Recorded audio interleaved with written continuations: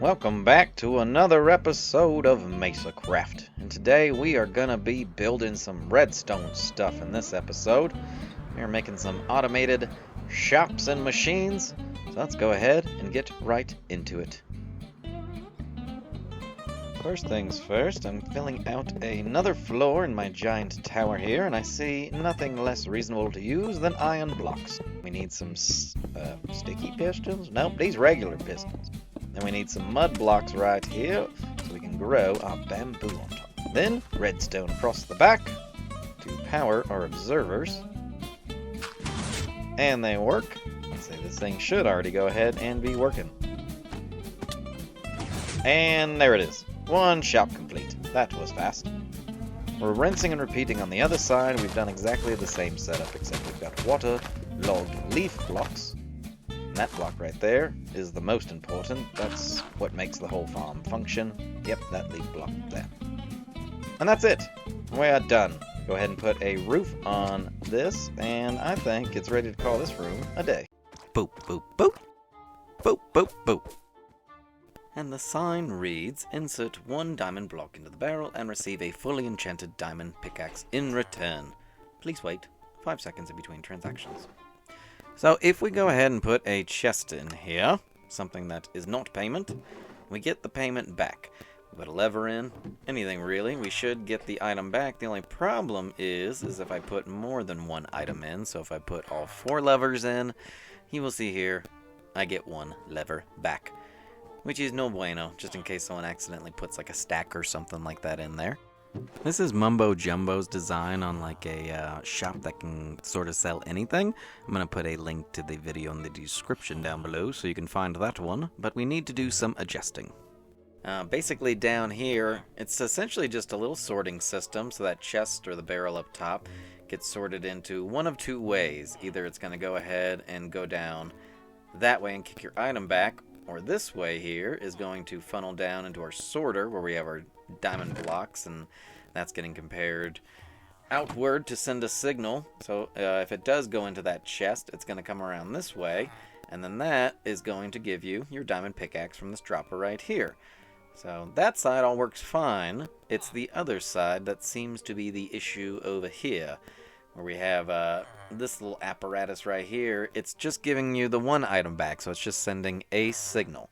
So essentially, from this comparator here and this hopper, we need to send out more than 1 signal, like a stack's worth of signal from that one. So we're going to figure out how the heck we're going to do that right now. So I think what we need to do is go ahead and we're going to get rid of that comparator because we don't need that one. And then from that other comparator, we're going to run this signal out this way so we can have a little bit of room to do what we need to do here. So I think what we're going to do is make a little etho hopper clock right here, which is basically just a couple of hoppers that face into one another, with some comparators going out the back, some blocks to power Doge, and then we need a little block, not a block, we need a piston on top of one side, sticky, and then a regular piston on top of the other with a redstone block that's going to get pushed back and forth. These are unnecessary. We don't need those there. We'll go ahead and remove them. And then if we go ahead and load up this hopper with a little bit of something, let's put dirt in for right now, and put our redstone there, then basically when it unloads from one into the other, it'll send the signal, and then vice versa.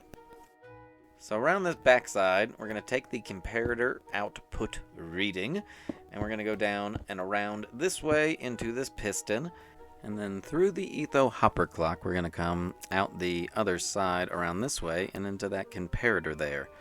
So I think what we're going to go ahead and need to do is just add us some blocks around this way. Remove that torch. We'll just go ahead and put it right up here for now. And then we're just going to go ahead and make a line so we can run that right into our comparator. And then that is basically going to determine how long this system is going to stay on and off for. So we've got our timer set up now. I'm going to go ahead and put a repeater right there just because this seems like a bit of a long signal going around. So let's see, comparator out into the etho hopper clock.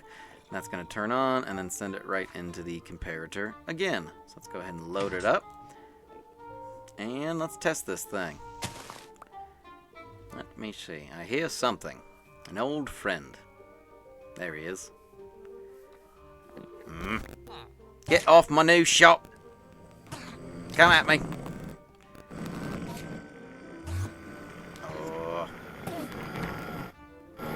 Come on. Come on. Don't be scared. I hate when they do this. There he is. Got him. I've noticed one issue right here, and you can see the redstone signal actually stops right there. So if we go ahead and move this repeater just back by 1, then that signal will connect to that, and then we just need to move this whole thing just back a few blocks. I'm out of blocks. I need to find some blocks. I think they're all in this order from testing this dang thing. There we go.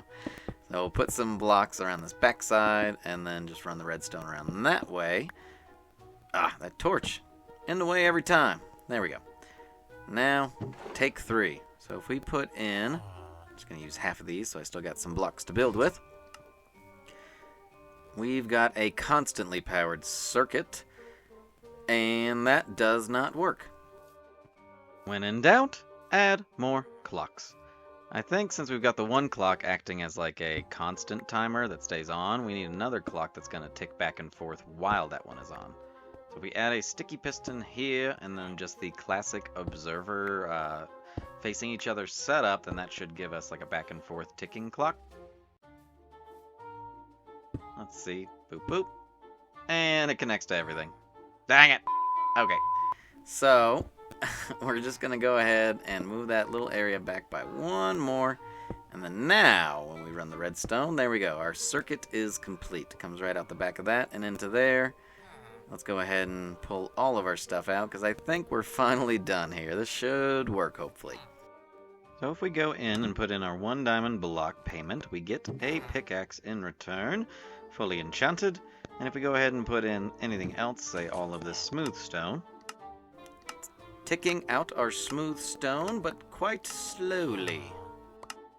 I don't think that's going to tick out fast enough, actually, to give us a full stack. So if we adjust our repeater up to the fast setting right there, you can hear it's already coming out much, much faster. And I think that is what we want. And just for safety's sake, I'm going to go ahead and pull out all that dirt. And I'm going to put in, instead of 21 dirt, we'll just put in 30 of this smooth stone to give us a little bit of a longer timer. And let's go ahead and test this bad boy. We put in an entire stack of cobblestone. We get some of our old stone in return, which was still in the system.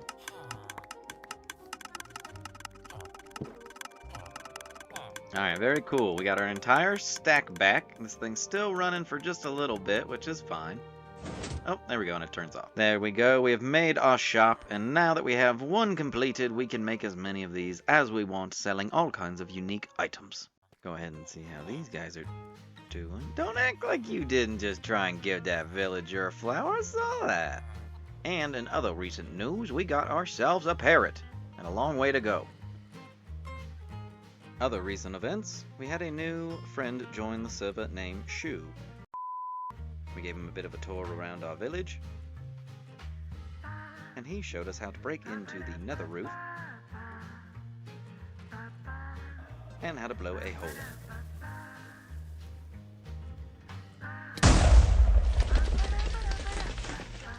Blowing another hole in the nether roof right over his base, where that was going to be.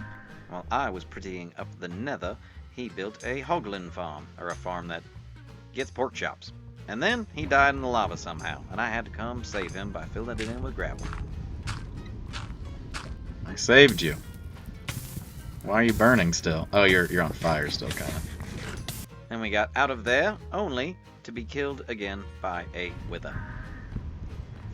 Now, I should mention during this footage here, as you're seeing these things that we built, I messed up the audio again. I still did not get the audio clips of me and him interacting, or I missed his side of the voice there. So, in the next video, I promise I did figure out how to do this, and I will show y'all in the next episode. Here we were doing a bit of a water bucket clutch challenge, which he actually ended up nailing, which was pretty cool, actually tossing the bucket and catching it. And then Azuni joined us, who is another new face to the server, and he showed us around his little starter base and a couple of things that he has already found so far. namely one of which is the spider spawner.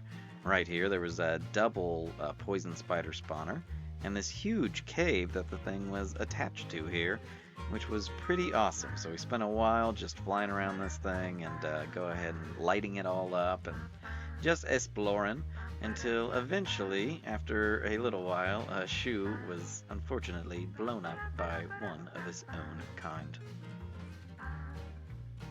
Oh no! And then we got a villager, and we took him from our village to this little island oasis in the middle of the lake where he can live his life out as a raid spawner.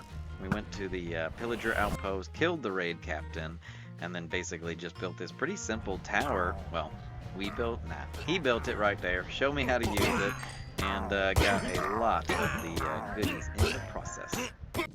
Back now, and I was doing a little bit of off-camera mining here, but I noticed something interesting, which you probably noticed there, which is the shrieker or skulk sensors or whatever they're called, but he's sensing all these little blocks that I'm placing down, so I'm trying just to go ahead and get closer and find this thing. I'm not. Oh my god! Ah! No! No! Thank Gorsh for protection 4. Oh. Okay. Can't put a block there. Ooh. Sneak 100. Skyrim bonus. Alright. Okay. We're here. We have found something. Definitely found something. Gonna go ahead and take this little guy right here. Hope this works. It's taking a while to mine it. Oh, good. We got it. And then I will take one of these as well, because I don't have them yet. Let's see. It's getting pretty dark. Uh-oh.